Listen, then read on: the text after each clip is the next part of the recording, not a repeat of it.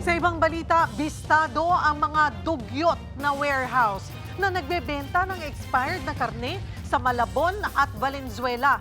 Napag-alaman pang pinapalabas nilang purong karneng baka ang ibinebenta nila sa mga nagpapares kahit may halo itong baboy.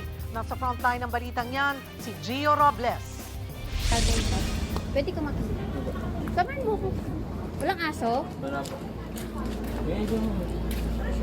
Beef ito.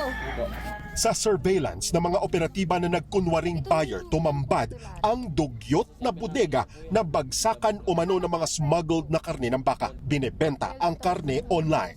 Sa hidden camera, kitang nakalapag lang sa sahig ang ilang karne na nakabalot sa plastic.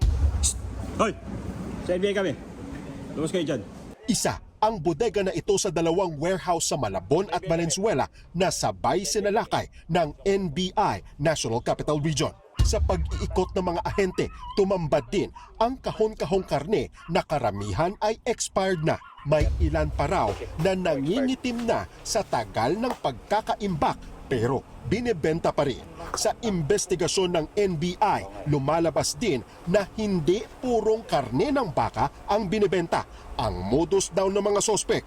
Yung sinasabing baka, hindi naman pala totoong baka, kundi mga pork diaphragm, frozen yan, na hinahaluan ng taba ng baka para magmukhang baka. So in truth and in fact, hindi siya baka, hindi siya beef. Bagsak presyo kung ibenta ang mga karne na umaabot lang sa 250 pesos kada kilo. Kaya bultuhan raw kung pakyawin ito ng mga parokyano.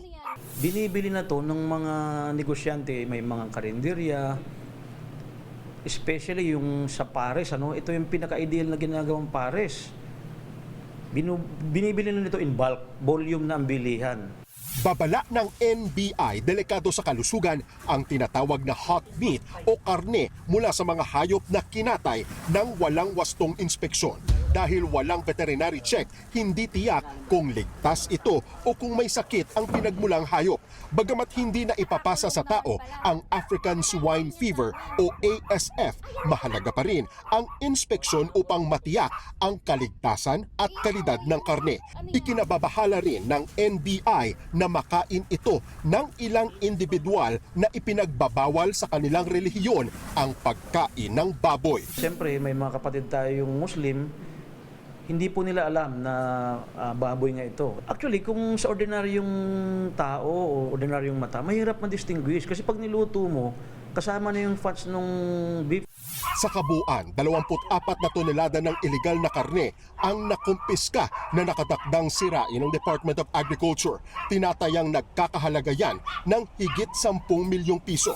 2 sospek ang inaresto, kabilang ang isang may-ari ng warehouse. Nahaharap sila sa kasong paglabag sa Meat Inspection Code of the Philippines na may parusang pagkakakulong na umaabot sa 12 taon.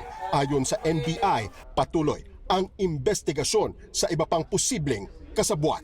Nagbabalita mula sa Frontline, Gio Robles, News 5. Mga kapatid, Cheryl Cosing po, maging maalam at may pakialam sa mga napapanahong issue at headlines.